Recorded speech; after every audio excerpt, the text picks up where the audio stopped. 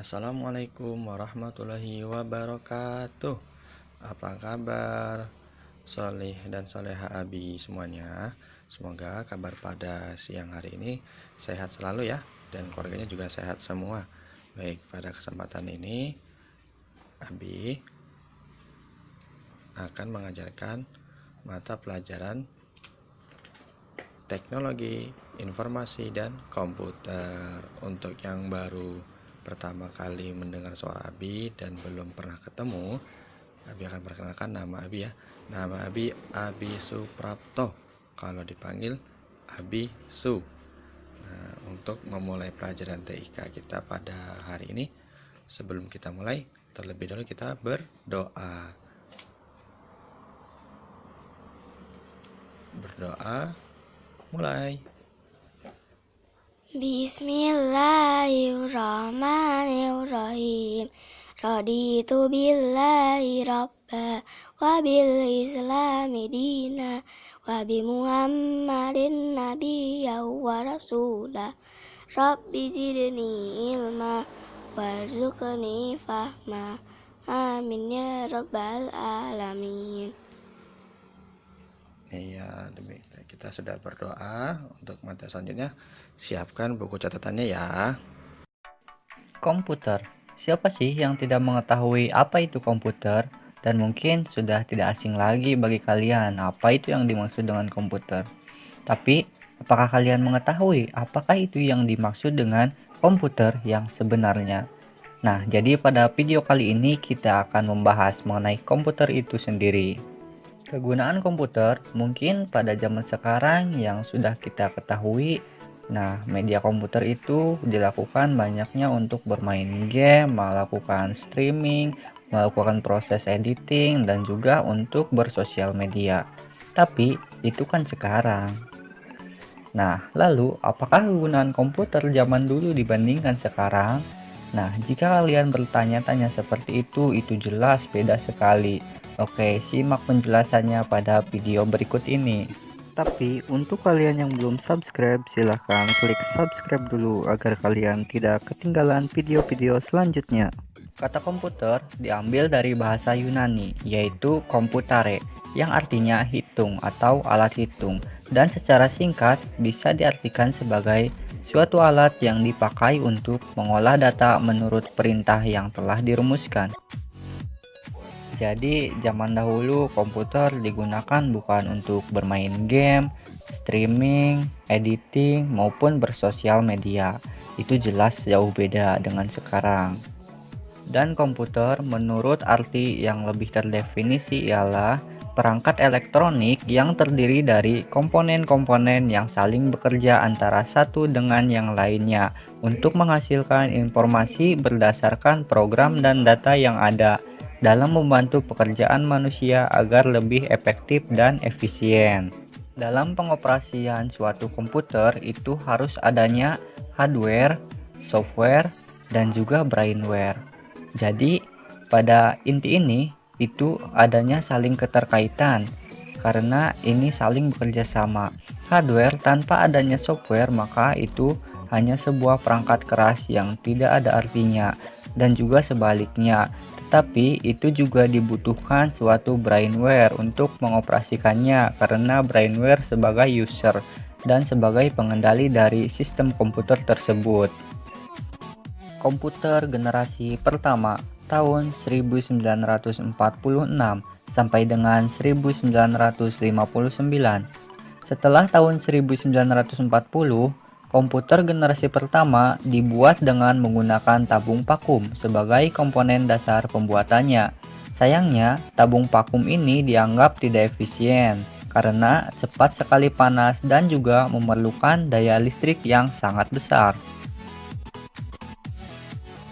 Electronic Numerical Integrator and Computer atau ENIAC merupakan komputer generasi pertama.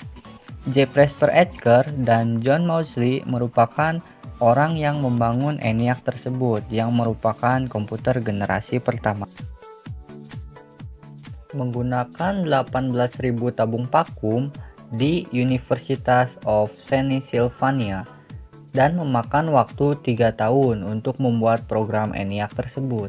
Meski sudah dirancang sejak tahun 1942, namun baru dimulai tahun 1943 dan selesai pada tahun 1946. Ciri-ciri komputer generasi pertama. Hardware-nya yang berukuran besar.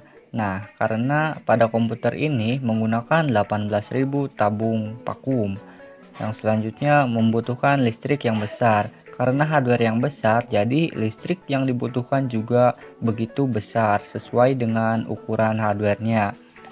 Selanjutnya yaitu mesin pendingin. Karena pada komputer generasi pertama ini mesinnya cepat panas, jadi diperlukannya mesin pendingin.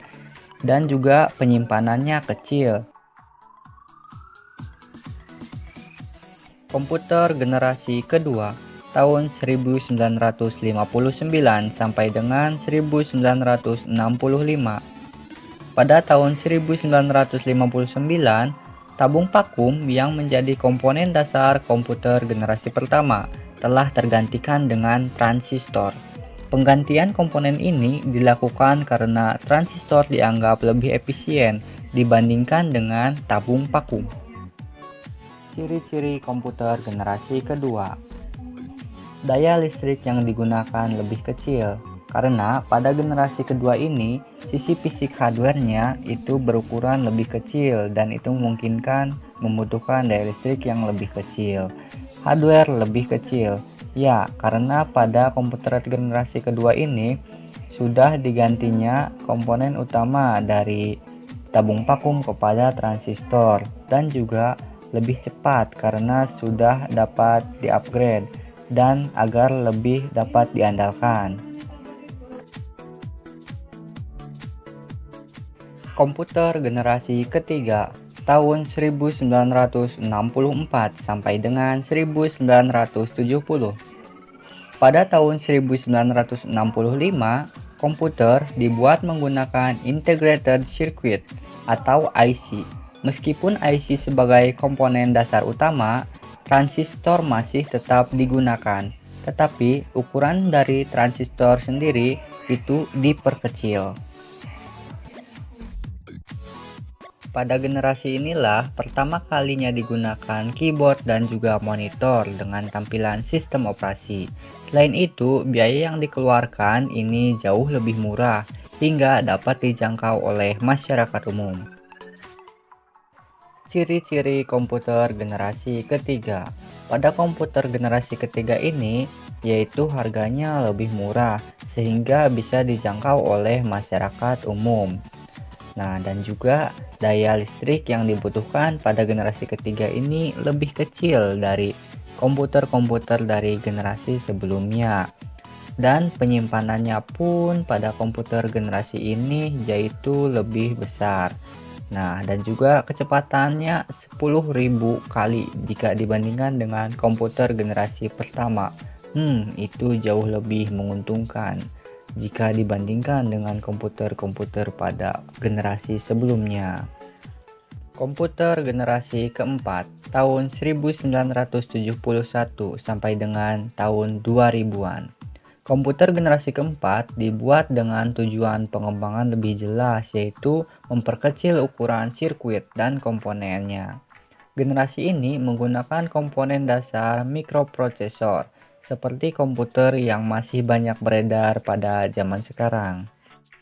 Perusahaan Intel merupakan perusahaan yang berpengaruh dalam perkembangan IC.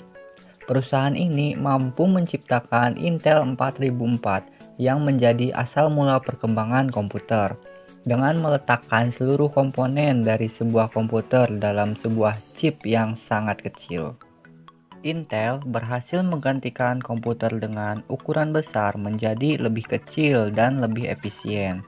Perkembangan ini memungkinkan orang biasa menggunakan komputer, hingga komputer tidak lagi mendominasi di perusahaan-perusahaan saja. Komputer generasi keempat telah mengalami kemajuan yang sangat pesat, hingga diciptakannya mouse, GUI, dan komputer jinjing yang kita kenal dengan sebutan laptop. Ciri-ciri komputer generasi keempat. Pada generasi ini, tujuan utamanya yaitu komputer digunakan untuk perorangan dan juga efisien dan dapat dibawa kemana-mana seperti yang kita gunakan pada sehari-hari biasa, yaitu laptop dan mikroprosesor untuk memorinya. Karena pada komputer ini ukurannya memiliki ukuran yang lebih kecil. Komputer generasi kelima, sekarang sampai dengan masa depan. Untuk mendefinisikan komputer generasi kelima ini cukup sulit, karena komputer ini masih dalam proses pembuatan. Nah, fungsi yang diharapkan dari komputer generasi kelima yaitu dengan adanya kecerdasan buatan, Artificial Intelligence atau AI. Dengan kecerdasan ini, komputer yang diharapkan bisa melakukan komunikasi dengan manusia dan menggunakan masukan visual dan juga mampu belajar dari pengalamannya sendiri. Ciri-ciri komputer generasi kelima. Nah, pada generasi ini yaitu kecepatannya lebih cepat lagi dan lebih mudah dalam mendapatkan suatu informasi. Ya, karena ini yang dibutuhkan oleh kita pada masa depan menjelang. Selanjutnya lebih banyak bisa membantu kegiatan manusia.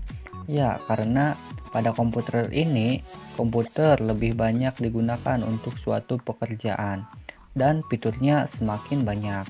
Nah, karena pasti banyak aplikasi-aplikasi baru yang bisa membantu kita dalam suatu kegiatan sehari-hari. Setiap perkembangan teknologi pastinya menimbulkan dampak positif dan juga negatif, dan itu tergantung dari cara penggunaan kita terhadap dampak perkembangan teknologi tersebut.